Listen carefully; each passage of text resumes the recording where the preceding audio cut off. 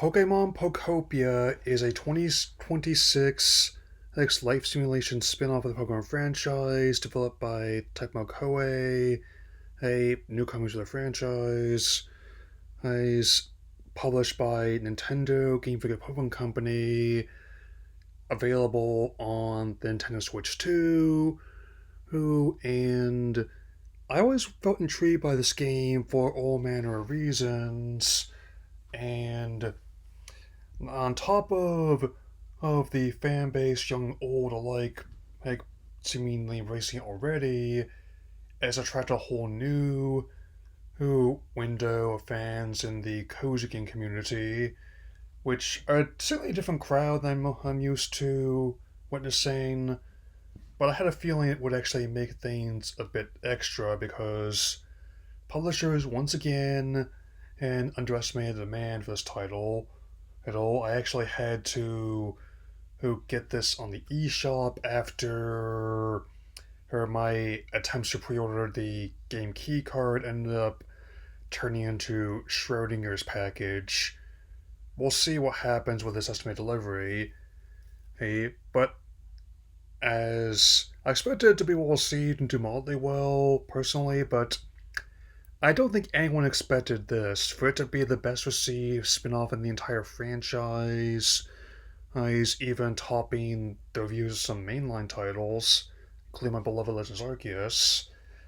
Yes, but it also sold over 2 million units across the board in its first week on the market.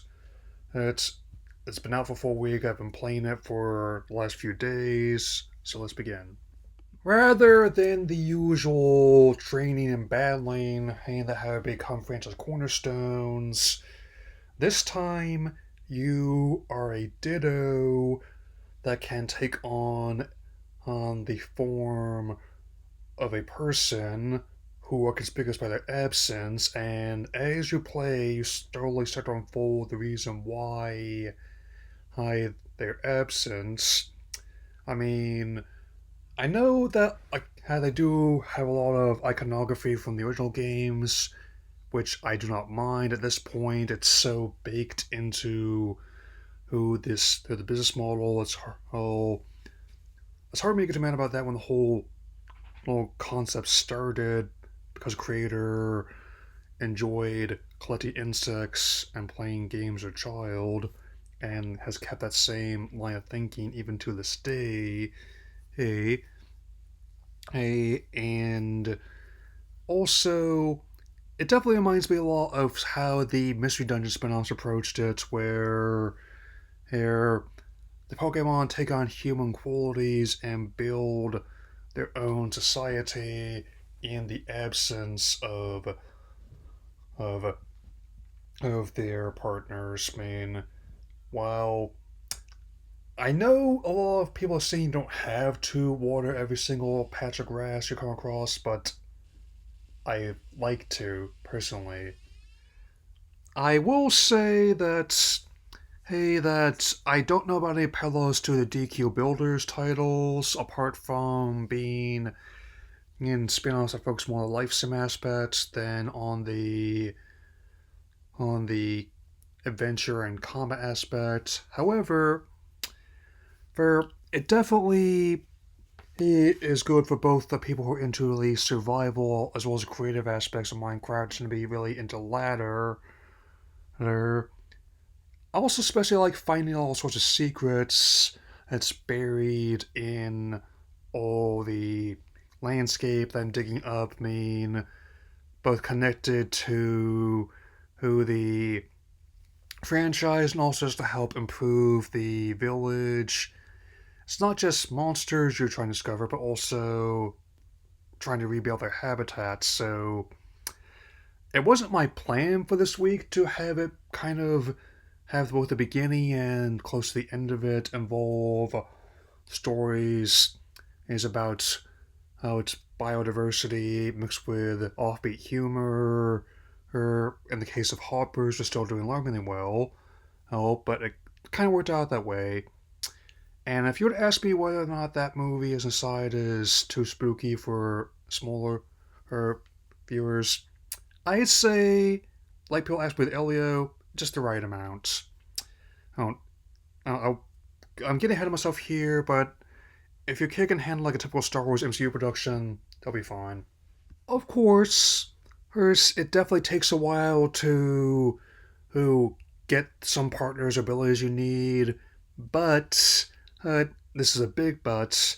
It definitely won't let you go at your own pace. I mean, I did try to see if I could clear story components quicker than I anticipated, but instead I ended up really getting invested just the whole finding out more materials, gathering more resources, and unlocking more special abilities.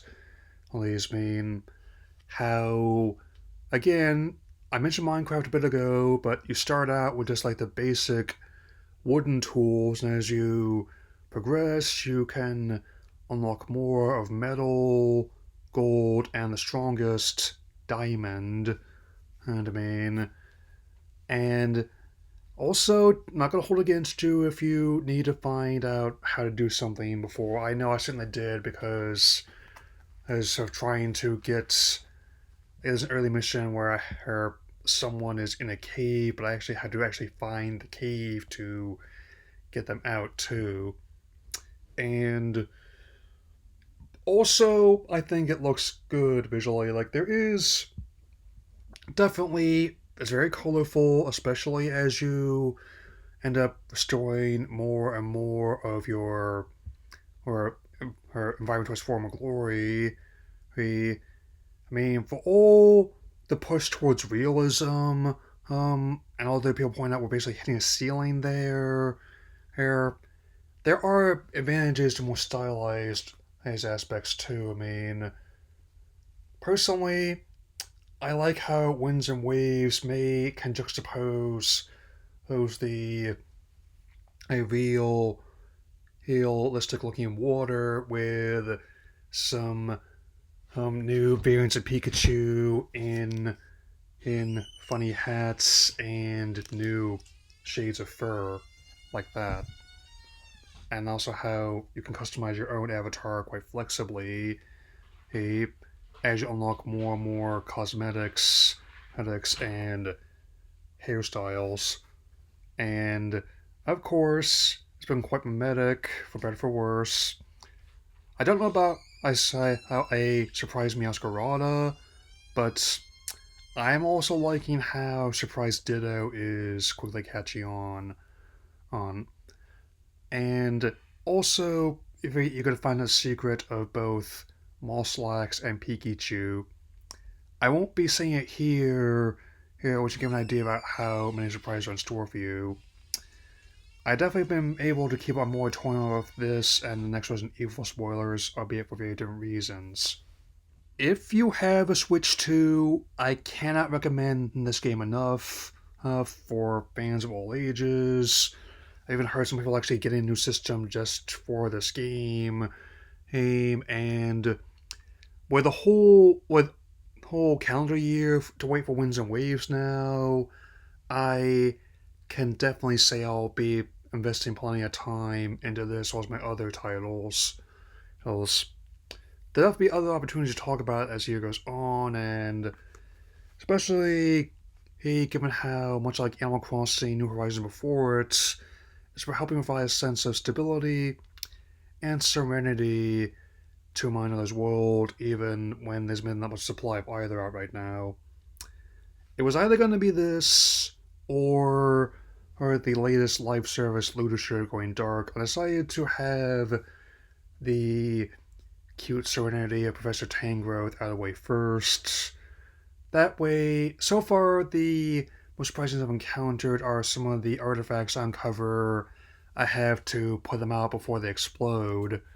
Which ended up I know it's not expecting that, so be careful. Hmm. That's all I have to say for now. I will definitely see you all again very soon, so take care and seek out all Pokemon. Hmm.